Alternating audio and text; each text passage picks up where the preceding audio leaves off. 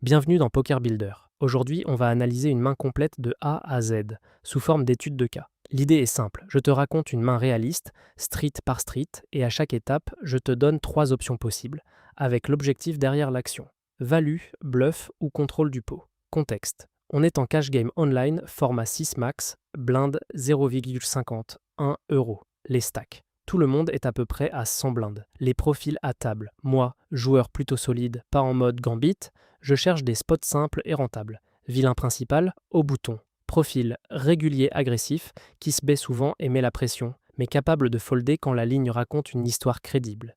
Les blindes. Plutôt passives, elles défendent, mais se compliquent rarement la vie post-flop. La main. Je suis au cut-off, je reçois dame de pique et valet de pique. Une main jouable avec un bon potentiel. Elle fait des top pairs corrects, des tirages couleurs, et elle se défend bien post-flop. Pré-flop. Tout le monde passe jusqu'à moi. J'ouvre à 2,5 blindes. Le bouton paye. Les blindes passent. Pot. Environ 6 blindes. Avant d'aller plus loin, les 3 options pré-flop et leur logique. Option 1. Ouvrir comme on l'a fait. Objectif. Prendre l'initiative, jouer un pot en position relative correcte et profiter d'une main qui se joue bien. Option 2. Limp. Mauvaise idée en général. Tu perds l'initiative et tu invites les blindes. Option 3. Fold. Trop nit ici. Au cut-off, dame valet suité est largement assez fort. On continue. Flop, dame de carreau, 7 de pique, 3 de pique. On a top pair avec un bon kicker relatif et en plus un tirage couleur max possible avec les piques. C'est une main très forte en termes d'équité. Je check? Non, je suis le relanceur pré-flop, donc je parle en premier post-flop. En réalité, au cut-off contre bouton, c'est moi qui suis hors de position post-flop, puisque le bouton aura la position. Donc, je suis au flop et je dois agir. Je mise ou je check. Voici les 3 options au flop. Option 1. C'est bête petit, par exemple 2 blindes dans 6. Objectif. Value protection. Tu prends de la value sur des mains moins bonnes qui payent, des 7 rares, des 3 parfois, des tirages, des petites paires, des dames moins bonnes, et tu protèges contre des overcards et des cartes gratuites. Option 2. C'est bête plus cher, par exemple 4,5 blindes. Objectif. Value et construction du pot. Intéressant si tu penses que vilain paye trop avec des tirages et des dames dominées. Mais ça gonfle le pot hors de position et ça te met plus souvent dans des décisions coûteuses. Option 3, check. Objectif. Contrôle du pot et piège. Tu peux laisser vilain bluffer, surtout si c'est un joueur qui sac-bet beaucoup quand on check. Mais tu donnes aussi une carte gratuite quand il check back. Dans cette main, je choisis l'option 1. 6 bêtes petit, 2 blindes. Le bouton paye. Pot, environ 10 blindes. Interprétation du call. Son call peut être une dame, QX, un 7, une pocket pair type 88-99 TT, des tirages piques ou parfois une main lente comme un brelan de 7 ou de 3, voire une double paire rare. Rien d'alarmant, mais il a une range assez large. Turn, 9 de trèfle. La turn ne complète pas la couleur. Elle ajoute des possibilités de tirage quinte du type 8-10 et connecte un peu le board. Notre main reste très forte. Top pair plus tirage couleur. Mini exercice. Pause mentale. Tu fais quoi ici à la turn? Je te donne 3 options. Choisis-en une avant d'entendre la suite. Option 1, deuxième mise, environ 6 blindes dans 10. Objectif, value et pression. Tu continues à prendre de la value sur des dames moins bonnes, des 9 quarts qui viennent d'apparaître, des tirages piques, des pockets, et tu gardes l'initiative. Option 2, check. Objectif, contrôle du pot et laisser vilain miser ses bluffs.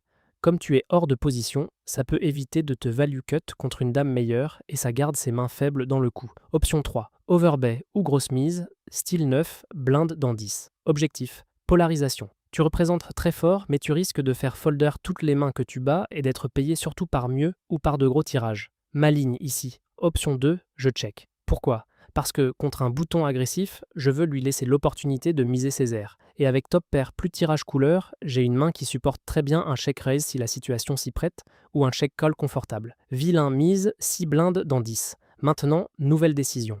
3 options face à sa mise. Option 1, fold. Trop faible. On a top pair et un gros tirage, on est loin d'être battu assez souvent pour folder. Option 2, call.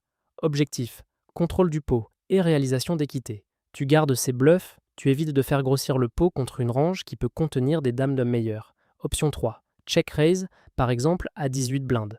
Objectif, value contre ses draws et ses dames qui ne lâchent pas et protection. Mais attention, tu vas aussi isoler contre une range plus forte et tu t'exposes à un re-raise qui te met dans une décision compliquée. Je choisis l'option 2, je paye. Pot, environ 22 blindes. River, 2 de pique, la couleur rentre. On fait couleur à dame hauteur avec dame valet de pique. Ce n'est pas la couleur max puisqu'as de pique existe, mais c'est une très bonne main. Je check vilain mise 14 blindes dans 22. Dernière décision, 3 options. Option 1, fold. Ça peut paraître prudent parce que la couleur est rentrée et qu'il peut l'avoir. Mais folder une couleur ici serait trop tight, surtout face à un joueur capable de bluff. Il y a aussi plein de mises des ax mises de value avec des dames, des mains transformées en bluff ou des tirages ratés qui tentent. Option 2, call. Objectif, bluff catch et value raisonnable. Tu bats tous ces bluffs, tu bats certaines mains de value trop fines et tu perds contre les meilleures couleurs et quelques mains très fortes. Option 3, check raise all-in ou gros raise. Objectif, value. Mais c'est risqué. Quand tu raises river sur une couleur qui rentre, tu représentes très fort. Résultat, ces mains moins bonnes vont souvent folder et ces meilleures mains vont payer. C'est typiquement une situation où tu peux transformer une main gagnante en spot à variance inutile. Je choisis l'option 2, je paye, showdown.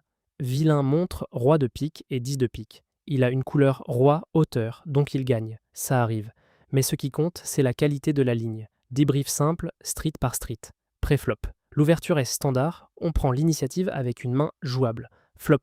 Petit Tibet, c'est cohérent. On value et on garde une taille de pot contrôlable hors de position. Turn, le check est volontaire. On veut laisser vilain bluffer et notre main est assez forte pour encaisser une mise. River, la couleur rentre.